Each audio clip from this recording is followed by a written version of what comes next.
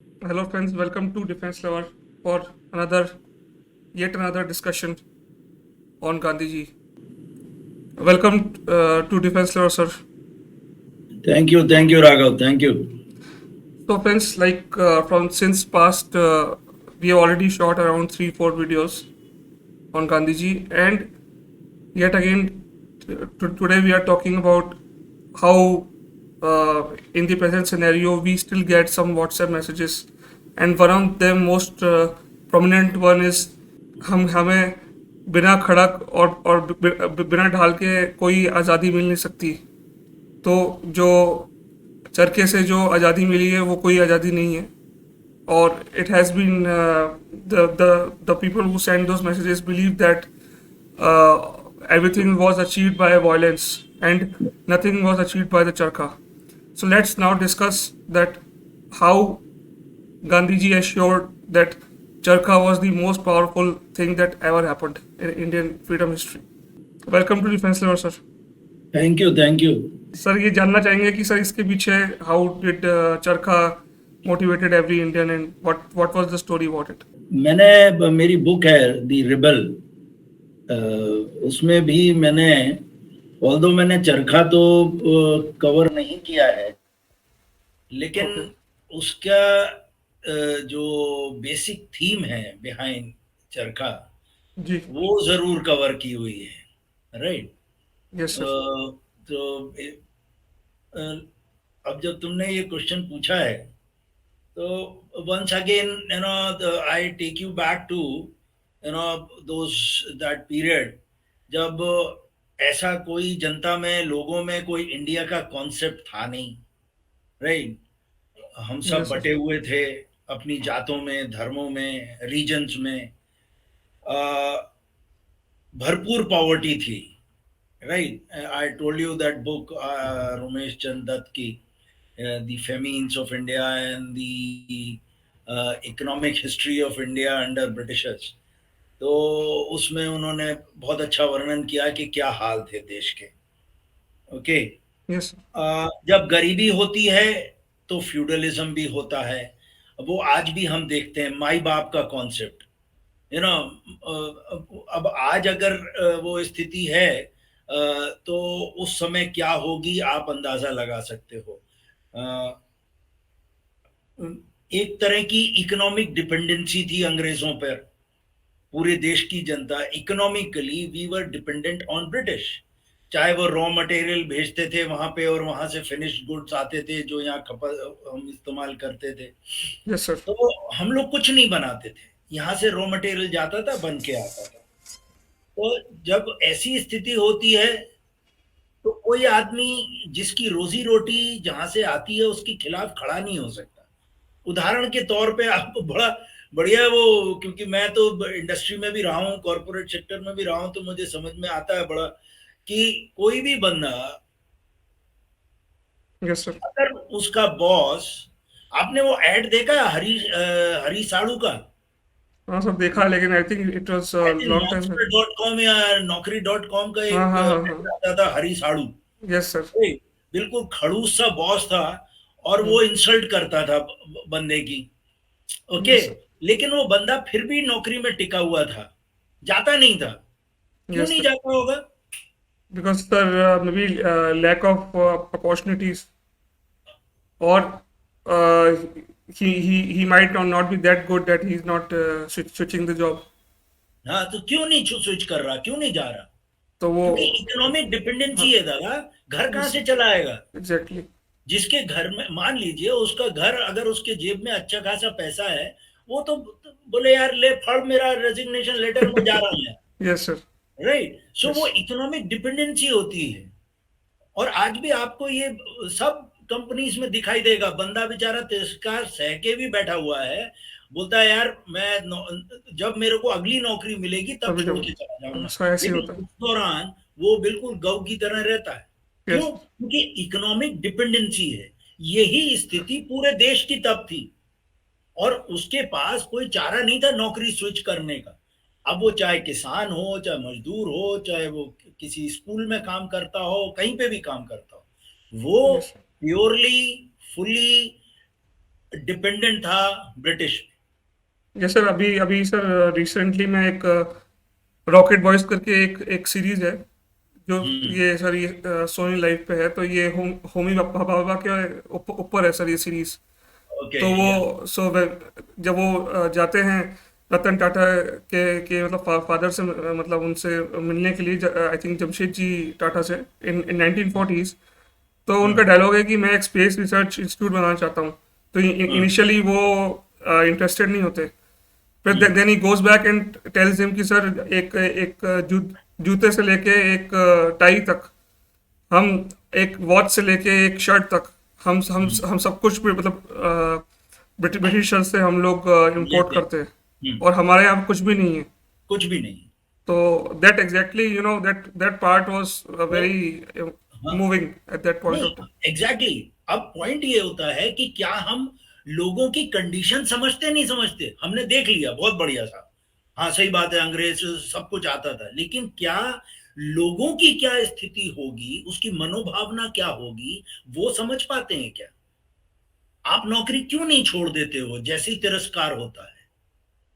वो इसलिए नहीं छोड़ते हो क्योंकि आप इकोनॉमिकली डिपेंडेंट हो, यस सर। राइट? और जैसे ही आपके जेब में दूसरी कंपनी से ऑफर लेटर आ जाता है, आप टाइगर की तरह जाते हो और रेजिग्नेशन लेटर देते हो। क्यों? यस। क्योंकि अब आप इकोनॉमिकली सेल्फ रिलायंट हो गए हो। वो बात दूसरी कि अब आप दूसरी कंपनी पर डिपेंडेंट हो गए हो, लेकिन पॉइंट ये है कि कहने के लिए आप इकोनॉमिकली अब सेल्फ रिलायंट हो हो गए हो। चुके। जी। तो ये चार मुद्दे जो हैं वो बड़े इंपॉर्टेंट हैं ये समझने के लिए कि उस समय क्या स्थिति थी, राइट? इंडिया का कॉन्सेप्ट नहीं था, गरीबी बहुत थी, माई बाप का कॉन्सेप्ट था, क्योंकि फ्यूडलिस्टिक सोसाइटी थी, बड़े बड़े कुछ इन्फ्लुएंशियल लोग थे जिनको सर की उपाधि, किसी को किसी तरह की उपाधि मिली हुई थी, और वही शर्ट सूट पहन के शान से घूमा करते थे, राइट? और वही लोग इन्फ्लुएंशियल थे। इसीलिए फिर से मैं बाद में आपको यही कहूंगा कि जाके बनारस हिंदू यूनिवर्सिटी का जब इनॉग्रेशन हुआ था, वो गांधी जी की स्पीच सुनिए। ओके।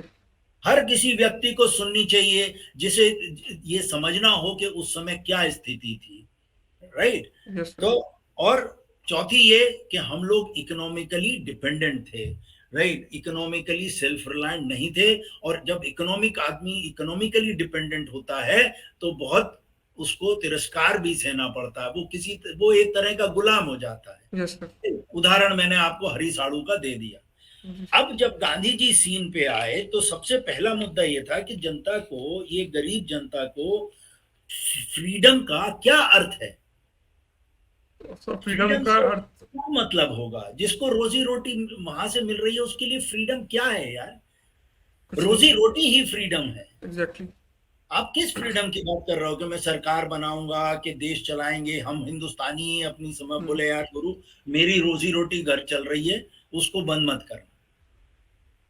Yes sir. ठीक है? और यही कारण था कि एक्सट्रीमिस्ट जो थे they were unable to get so much support from the local population, because the local population was economically dependent on British. आप कभी इंसर्जेंसी वाले एरिया में जाइए विजिट पे, मैं आपको कहता हूँ हर उसको के एक बार जाके जहाँ मिलिटेंसी चल रही हो ना, ओके। चाहे वो वहां जाके विजिट करिए, लोगों से मिलिए, देखिए समाज की क्या स्थिति होती है। तब आपको समझ में आएगा कि देश की उस वक्त क्या स्थिति होगी। ओके। अगर एक मोहल्ले से, एक गांव से एक मिलिटेंट निकलता है और वो कोई वारदात कर देता है तो पूरे गांव को जो है वो परेशानी झेलनी पड़ती है। इतना आसान नहीं होता है। जब कॉर्डन एंड सर्च होते हैं, ऑपरेशंस जी जी होते जी। हैं, तो पूरे जी। गांव को झेलना पड़ता है। तो हम बड़े हल्के में ले लेते हैं, हमें ये नहीं रियलाइज होता कि अगर अंग्रेज किस रूथलेसली हम पे प्रताड़ना करते थे।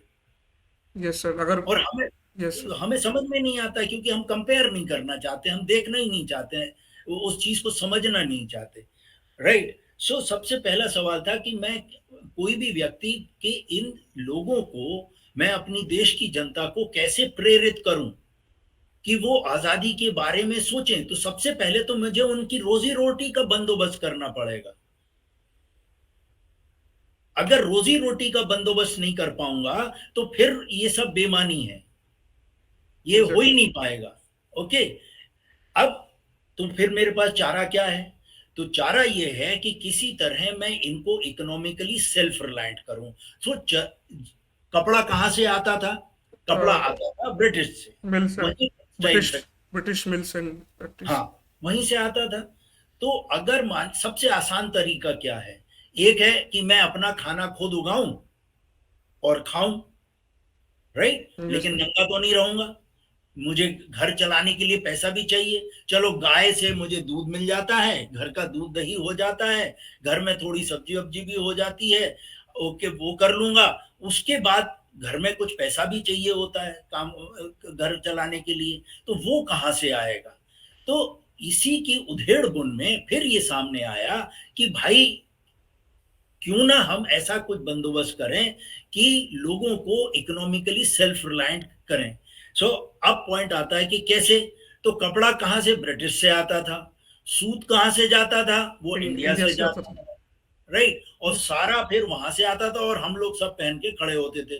जो रईस थे वो सूट वूट पहनते थे, वहां जी से बने हुए साधारण बंदा आपने ऐसे ही पहनता होगा। जी जी। अब तो ये आता है कि जब ये चीज आई कि okay fine, let me now do something with it, कि किसी तरह अगर हर आदमी अपना कपड़ा खुद बनाने लगे, उससे कुछ कमाएगा और कुछ पहनेगा, yes right? Sir. So yes. Gandhi ji ने पूरे अपने संस्था को, कांग्रेस के वर्कर्स को और खुद भी, क्योंकि leader has to lead by his own example, so he made sure कि हर रोज करीब 1 से 2 घंटा वो सूत काटेंगे, वो चरखे पे, yes. Yes. Right? So that he inspires people कि अगर यार लीडर खुद कर सकता है तो हम भी कर सकते हैं। और फिर उन्होंने उससे कपड़ा बनाना शुरू किया और उसकी अपनी चेन, सप्लाई चेन हो गई। फिर उसकी अपनी सप्लाई चेन हो गई, यस एसोसिएशंस सर। बने खादी के ढेरों जगह, दुकानों पे भी मिलने लगे और उसकी अपनी एक इकोनॉमी शुरू हो गई और लोग धीरे धीरे इकोनॉमिकली सेल्फ रिलायंस का इंपॉर्टेंस समझने लगे, राइट? अब यस इसका सर। इम्पैक्ट, और तब उन्होंने फिर आह्वान किया कि अंग्रेजी कपड़े को जलाओ। Yes sir. तो अंग्रेजी कपड़ा भी जला, उसका एक अलग सिंबॉलिक इम्पैक्ट है। ओके। जो यस। राजनेता कांग्रेस के उस जमाने में, या टॉप कांग्रेस के क्यों, सारे बड़े नेता कहीं के भी, वो सब शेरवानी और साहब सूट वूट पहन के घुमा करते थे। गांधी जी ने सबको खादी पहनवा दी।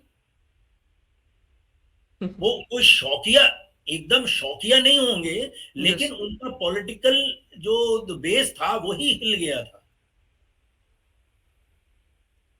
राइट? अब हमने, जब इसका इम्पैक्ट हमें कहाँ देखने को मिलता है? अब ये कोई झूठी बात तो है नहीं, इसका इम्पैक्ट दिखाई देता है आपको ब्रिटेन में, जहां यस। पर भी करीब 50,000 मिलें क्लोज हो गई। इकोनॉमिकली एक तरह का डिस्ट्रक्शन, हाँ, वायलेंट वो डिस्ट्रक्शन। टेक्सटाइल इंडस्ट्री में रिसेशन में चली गई थी भाई। यस। भले ही ये नहीं, मैं ये नहीं कहूंगा कि सिर्फ इंडिया का अकेला ये मेन फैक्टर, ये फैक्टर था, और भी कई सारे फैक्टर्स थे, लेकिन this was one of the major factors. India was a big market for those textile mills. अगर यस। किसी किसी जगह की 50,000 के करीब मिल्स बंद हो जाएं, तो आप सोचो कितने लोग अनएम्प्लॉयड होंगे। Lot more, lot like 5 lakh to 10 lakh उस पीपल। जमाने में हर 3 में से एक बंदा ब्रिटिशर जो वहां काम करता था मिल का, वो एम्प्लॉयड हो अनएम्प्लॉयड हो गए। गया, जी which is a huge thing. So this was the impact, right? Yes.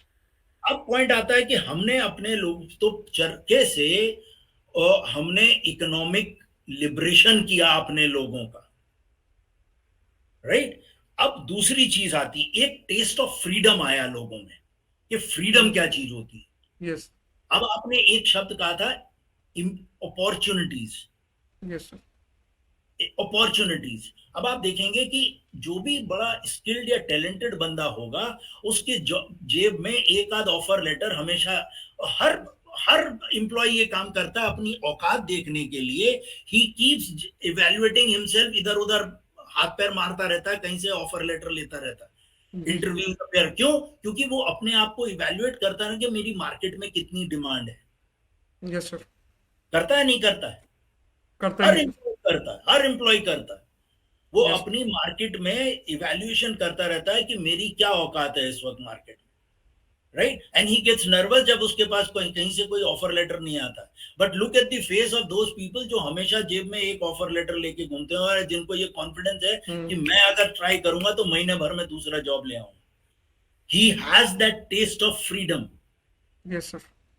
Right, he has that taste of freedom. उसको मालूम है कि फ्रीडम क्या चीज है. ओके, मैं यस ये सर। ऐसे एक एम्प्लॉय से मिला हूं जो 10 करीब 12 साल बाद एक कंपनी छोड़ के जा रहा था. मैं उस कंपनी में हेड था. जब मैंने एग्जिट इंटरव्यू किया तो उस बंदे से पूछा मैंने कि तुमने 12 साल नौकरी की है, तुम हम्म। छोड़ के अब जा रहे हो, क्या ऐसा हो गया तुम्हें, बताओ, if I can help you out. He said, sir, मैं छोड़ के इसलिए जा रहा हूं क्योंकि मैं कभी भी यहाँ पे खुले मन से नौकरी नहीं कर पाया. मुझे ओके। लगता रहा कि मैं गुलाम ही हूं यहाँ पे. सर, जब शाम को दफ्तर जाता था तो बड़ा सुकून होता था कि कल सुबह मैं दफ्तर आऊंगा. तो एक खतरा हमेशा मंडराता रहता था. So that taste of freedom is very, very important. So this economic liberation gave that taste of freedom to the Indians. कि हम इकोनॉमिकली सेल्फ रिलायंट हैं, हम खुद का कपड़ा बनाते हैं, उससे पैसे भी कमाते हैं. दूसरी यस सर। चीज जो हुई, दूसरी बहुत महत्वपूर्ण चीज ये हुई कि जब हर व्यक्ति अपना कपड़ा खुद बनाने लगा और बड़े बड़े लोग भी खादी पहनने लगे ऊपर से नीचे तक, तो एक तरह का बॉन्ड डेवलप हुआ. जो माई बाप का कॉन्सेप्ट था, जो आज भी आपको समाज में दिख जाता है, ठीक है, गांव वगैरह में जाएंगे तो आपको लगेगा, पता लगेगा कि ये कॉन्सेप्ट कितना अपने डीएनए में घुस गया है. तो आप उस जमाने की 100 साल 150 साल पहले की बात है तो क्या स्थिति होगी. लेकिन जब सब लोग खादी पहनने लगे ऊपर से नीचे तक, तो एक तरह का बॉन्ड डेवलप हुआ. Yes sir. Rich and the poor का जो बॉन्ड वो था, एक हम्म। अलग दिखाई देता था, वो अब खत्म होने लगा. और सर एक प्राउड फीलिंग भी होगी सबको कि सब लोग अपना खुद बना रहे हैं, और किसी ने अपना मतलब बिजनेस भी उससे उससे बना लिया होगा जो बिल्कुल, जो सेल कर बिल्कुल. रहे होंगे। हाँ, मैं कह रहा हूँ ना, उसकी भी अपनी सप्लाई चेन थी पूरी. Yes sir. ठीक है, पूरी खादी की भी अपनी सप्लाई चेन थी. तो गांधी जी ने ऐसा काम नहीं किया कि बैठ के खुद चरखा वो 2 बार घुमा लिया. और he led by example and he made sure there are associations, yes sir. organizations to look after the people who are doing this. So it became a kind of a commercial activity. Yes. ठीक है, जो आजादी के बाद भी carry forward हुई कई समय तक. Okay, yes. so this bond developed, this gap between the rich and poor narrowed down. Okay, then came the issue of dignity of labor. हमारे देश में आज भी नहीं है. और उस अगर आज नहीं है तो इमेजिन करो आज से 150 साल पहले क्या स्थिति होगी. हमारे यहाँ मैनुअल लेबर को बहुत बुरा माना जाता है. किसी भी तरह का मैनुअल काम हो, इंजीनियर होगा वो अपने हाथ गंदे नहीं करना चाहता, मशीन में नहीं घुसना चाहता. वो यस। बोलता है, उसको लगता है कि मैं इंजीनियरिंग की पढ़ाई मैंने टेबल पे बैठने के लिए की है, वो मशीन में हाथ काला करने के लिए नहीं की है. सो हमारे यहाँ मैनुअल लेबर को बहुत बुरा माना जाता है. और ये उस जमाने में तो और भी ज्यादा होगा. आप देखेंगे साउथ इंडिया में, बैंगलोर में आज आप कैब ड्राइवर को सर एड्रेस करते हो. हाँ राइट, जी। हमारे यहाँ आप बाकी जगह देखेंगे तो क्या बोलेंगे, ओए इधर आ, हाँ जी। छोटू टेबल साफ कर. ये डिग्निटी ऑफ लेबर नहीं है हमारे यहाँ. So Gandhi ji wanted to inculcate this dignity of labour.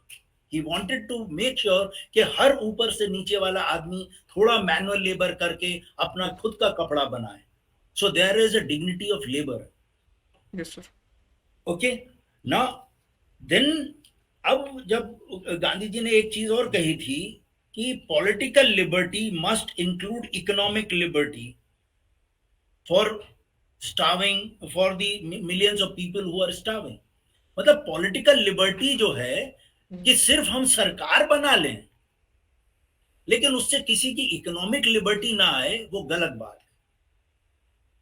Okay. क्योंकि हम फिर से स्लेव्स ही रहेंगे, चाहे सरकार बदल जाएगी, वोट देंगे और फिर से हम वो सरकार वैसे ही चलाएगी जैसे अंग्रेज चलाते रहे, और गरीब नीचे वाला आदमी वही इकोनॉमिकली डिपेंडेंट रहे, right? So yes. therefore he said कि political liberty must include economic liberty also, right? So there were few things that come out of this, कि पहली चीज इक्वालिटी, दूसरी चीज dignity of labour, yes sir. तीसरी चीज that bond, right? And चौथा सबसे बड़ा जो इंपॉर्टेंट काम किया वो ये था कि जब इंडिया का कोई कॉन्सेप्ट नहीं था, आजादी का कोई कॉन्सेप्ट नहीं था, उस वक्त जब कोई भी व्यक्ति वो अगर घर पे बैठ के भी चरखा चला रहा है और सूत काट रहा है, तो वो भी आदमी जो बाहर निकल के झंडा नहीं उठा सकता या एक्सट्रीमिस्ट के साथ जाके ग्रेनेड नहीं फोड़ सकता, वो आदमी भी आजादी की लड़ाई में कंट्रीब्यूट कर रहा है, उसको ये एहसास होने लगा। Yes sir. जो आदमी कल तक सर की उपाधि लेके बैठा था, वो आदमी सर की उपाधि सरेंडर करता है तो उसको, और घर जाके ही बैठ जाता है और खादी पहनने लगता है, उसको भी ये लगने लगता है कि मैं आजादी की लड़ाई में शामिल हूं। Okay, so yes sir. It, अगर मास मूवमेंट बनाना हो तो आप ऐसे ही बना सकते हो, जब तक आप लोगों को, हम ऑर्गेनाइजेशंस में कहते हैं ना engaged people, engaged employee. Yes sir. What is an engaged employee? An engaged employee is one who has a sense of belonging. How do you develop that sense of belonging? आप किसी employ में sense of belonging कैसे generate करते हैं? Sir जब उसे। तक decision making में नहीं इन्वॉल्व होता, यस जब सर। तक वो कंपनी के किसी ऐसे काम में इन्वॉल्व नहीं होता जिसमें उसे लगे कि मैं कंपनी का भी काम कर रहा हूं, चाहे मैं छोटे से छोटा एक कील भी ठोकने वाला होगा, उसको भी यस सर। ऐसा होने लगेगा कि मैं कंपनी का बड़ा महत्वपूर्ण काम कर रहा हूं। ये चीज चरखे ने की। So it turned into a mass movement, जो 1915 से कहीं दिखाई नहीं दे रहा था मास मूवमेंट, वो सडनली इट जो बिकेम है मच बिगर। आपको, it turn into a mass movement in everybody started wearing khadi. उसके इकोनॉमिक, वो ब्रिटिशर्स पे क्या हुए, वो सबूत के तौर पे कोई कहे कि कुछ नहीं हुआ, ये तो बेकार का है, तो भैया अंग्रेजों से पूछ लो जाके कि क्या हुआ था उससे, ठीक है, और यस वहां सर। जाके देख लो।